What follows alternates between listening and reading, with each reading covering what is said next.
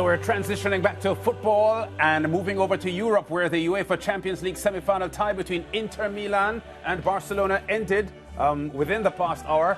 That in Italy, with the home team booking their spot in the showpiece final. There was no separating the teams after a 3-3 first leg scoreline, leaving all to play for at the San Siro, where extra time was necessary to get the result. Let's get the highlights now. The goal he scored in the first leg, and he might have got another super strike as well. Off we go, Inter in the blue and white, blue and black striped shirts, black shorts and black socks.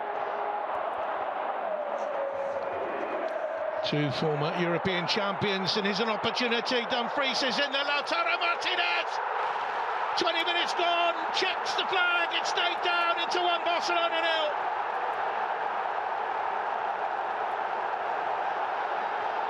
They're being cut open too easily. They win the ball back. Just here. Great closing down from Di Marco, then just plays the next ball in behind Barcelona. They're out of shape. Dumfries picks the right pass, and it's an easy finish for Lautaro Martinez. No chance for Szczesny. What a big moment for Inter here. 9 of his 22 goals this season have come in this competition. They're unbeaten in 15 Champions League home games. Martin's touch was awful. It breaks here then from Mkhitaryan, sets Lautaro Martinez away. Brilliant challenge by Pau Kubasi.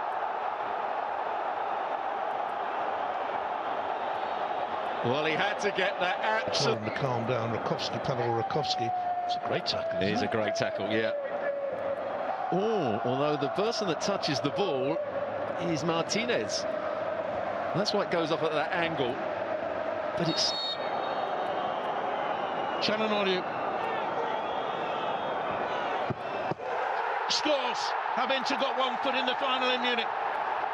On the night it's 2-0, and they lead 5-3 on aggregate. They've been in this position before. They squandered it last week. As Marciniak takes a closer look on it. In comes the free kick. It's a brilliant header. It's a brilliant free kick. Acerbi was offside. Tried to thread it through the middle. Now Martin, again, no quality with the final ball from the left-hand side. That's better. Oh, it's a screamer. It's Eric Garcia up from nowhere. It's a belter of a finish. Barcelona back in the tie. Just put Barcelona back in the tie here. This is the first one. That's what I was saying. When he's got time to pick out people, he doesn't do so. This one, he just plays into a general area. And the right back, Eric Garcia, with the inside of his right boot. What a big moment. Martin might have a go from there. Oh, it's a lovely ball in. It's a brilliant goal. This time the flag stays down. Dani Olmo, who's been so quiet for so long, equalises on the night. Last week they came back from 2-0 down, and would you believe it? They've done it again. Moreno with the challenge. Tired pass though. Pedri, no one's run more than him in the game. Rafinha against summer breaks. Rafinha, it's in! It's in! Ferran Torres made sure that he didn't touch the ball, he would have been offside. And Barcelona lead with 3 minutes to go. What a turnaround! What a second leg, first time in the tie. Lead it. No, they want the ball back in a good area. The pass is a good one. He's onside, Rafinha. The first strike is a nice one, straight at the goalkeeper, but good composure to finish it with his right foot. Yeah, and as you said, Ferran Torres was standing offside, but he doesn't get involved. Gets out the way. Sommer should make the save. But it comes back out into a dangerous area with his right foot on the volley. Very good finish. It is being checked, surely not for offside through stoppage time. Barca 2.5 minutes away from the final, or are they? Nearly came to Dumfries. Referee says play on. Dumfries into the middle. It's another twist. It's a goal by Francesco Acerbi at the age of 36 to make it 6. At the near post. Kubasi tries to win the first ball, doesn't quite get it right. When it comes out to Dumfries, it's not a good pass to him, and it looks as though Martin was going to win it back. But there's the ball played in. Araujo is marking on the wrong side, but what a good finish. What a really good finish this is from Acerbi, the centre-back, with his right foot, his weaker foot, just sweeps it beyond Chesney. What drama here. He's never scored a European goal. He hasn't scored anywhere since April of 2023. He looked down and out. Looks as if he could barely walk. Francesco Acerbi. What a stone. Frees up in support. Thuram has done really well. Look at the strength of the man. Laid off by Mediterranean. Fratesi! Well, he scored a huge goal against Bayern Munich. He's got another one now. And Inter ahead again in this time.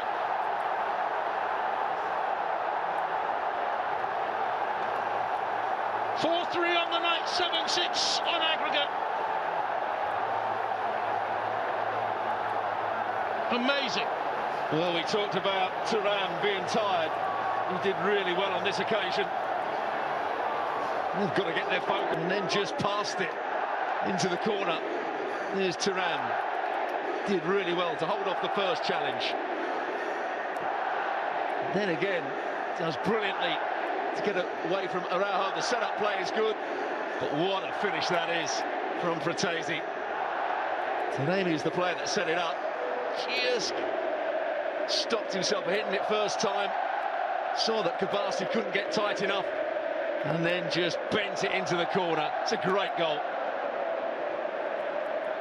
You just wonder if Martinez was marshalling that defence, whether there would have been the space in there. There have been one or two strange substitutions. Yeah, so 3-3 in the first leg, 4-3 in extra time in the second leg. And you know what? No matter what the sport is, there's always some level of sadness when favourites lose. Well, sadness for the people who back them. And because they are favourites, they have more support. But no one can take away from Inter Milan's stick-to-itiveness and their determination that they've shown over these two legs. Juanji Arango, a tremendous tie here between two brilliant teams in Europe. Epic. I mean, I'm a neutral. I'm happy. I mean, I'm thrilled to have been able to see this type of tie, to be able to see, the stick-to-itiveness, as you mentioned, of Inter, but also the character of Barcelona, because let's be honest, we've seen Barcelona teams in the past capitulate when adversity has faced them. When they've been, when they were down in Anfield 3-0, and basically you saw them capitulate to Liverpool. You've seen it happen a lot in Champions League. But this time around, okay, they end up going down, but they go down fighting. They were down 2-0. They end up equalizing. They end up taking the lead, thanks to Rafinha. But it just wasn't in the cards in terms of what they were looking to do in regards of how they were able to finish this match off. And it's football, Lance, because we can talk about Acerbi scoring in what was it, the 93rd minute, but then the match could have been iced a minute before when Lamine Yamal hits the post. So, I mean, it's just football. That's just basically it. And we got it in its best ever version, at least in the Champions League setting. Yeah, and when things happen as the way they unfolded today, it is very hard to criticize coaches' decisions and so on, but they will reflect and look, especially Barcelona, and look at some of the decisions made. I wondered when Lewandowski was coming on, at the time that he was coming on, I was saying, you know what, he wasn't fit enough to start the game.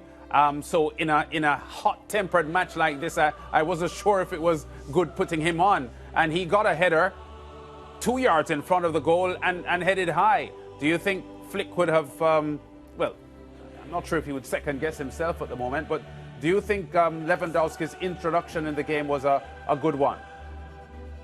I mean, it is what it is. At a certain point, he had to come on. He didn't come on, played 20 minutes of regular time. He came like in the 87th, 88th minute, if memory serves me correctly. So, yeah, you think that a player of that ilk might have one or two chances. He might put one in. He might help out recovering the ball inside of the area. He might be the threat. He always will be that threat. Where I did see, more than Lewandowski, I think it was more Ronald Araujo, where you didn't see him in his top form. When Íñigo Martínez comes off, you see a different Barcelona defensively. You saw them more susceptible. You saw them looking at each other saying, okay, do I go here? Do I go there? Who goes where? And that's more the absence, in my opinion, at least. You see what Barcelona weren't capable of doing defensively. You saw a team that at times in that later stage weren't able to clear balls away the way you were seeing them earlier on. You saw fatigue setting in, and you looked at the bench and you're like, well, which one of these guys is going to step up? And today it wasn't really anyone. Yeah, for sure. One, how do you compare this Inter Milan team from the one that got to the final a couple seasons ago? Of course, they've lost a few players from that setup, but clearly they still have a lot of quality. It's a team that maybe is not as vertical, in that sense. You have players that are a bit more dynamic. You have players that now have been under Simone Inzaghi a couple more seasons, thus the system is more ingrained, and you see them now evolving and looking to see how they can maximize their positions a little bit better. You see a more mature side. And if there's one thing that we did talk about during the Champions League studio, we're talking about the veteran aspect of Inter. And they've been here before. They've been in these situations before. And not once, either when it was Barcelona coming back and equalizing or even taking the lead, you didn't see them losing their composure. You saw them very faithful to what got them here. You saw them understand that at any moment things can change, and you saw that any deep ball could end up being a threat if it becomes a second ball, because that's exactly how you have to say it, because that's how many of the goals in the run of play ended up evolving for Inter throughout this entire time.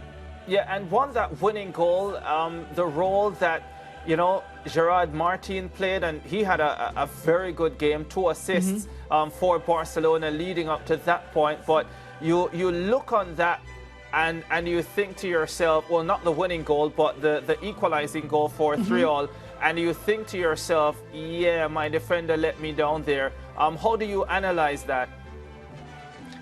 And again, it's well, if you know that at a certain point you don't match up well, and let's be honest, whether if it was Dumfries or whoever else was on that sector, they were manhandling Gerard Martin from a defensive standpoint. You saw him being tossed around a bit. You saw him being out from a physicality standpoint, being outplayed. Well, what adjustment do you make? Well, what do you do if you're a player? Do you shift over and say, well, let me help you out a little bit to make Denzel Dumfries or whoever that player may be on that sector, their life a little bit more difficult? Because a lot of times, if you notice, it was 1v1. He was out in an island by himself trying to cover a player that was faster and stronger than him.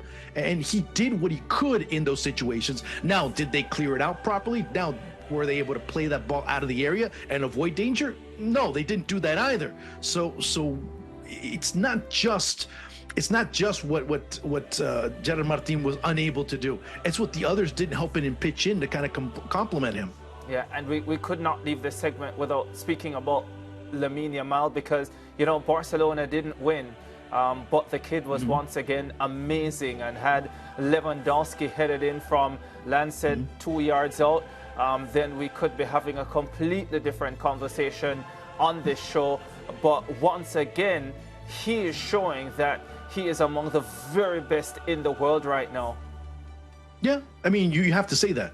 And again, this is what makes it such an atypical situation. Well, we have to sit here and watch so many nil-alls and have nothing to talk about, that we end up talking 4-3 and praising the team that lost. And it's not a bad thing that we're not talking as much about Inter. We've already said a great deal about them, and they deserve to be in the final.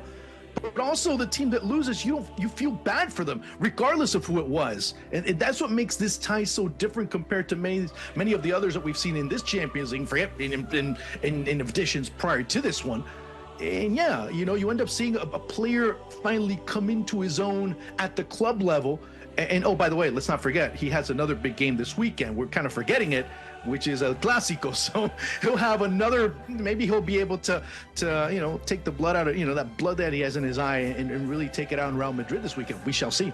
Yeah, and don't forget, one, that he's already starred at the Euros. So you say club level, but don't forget that he has performed brilliantly at the international level as well.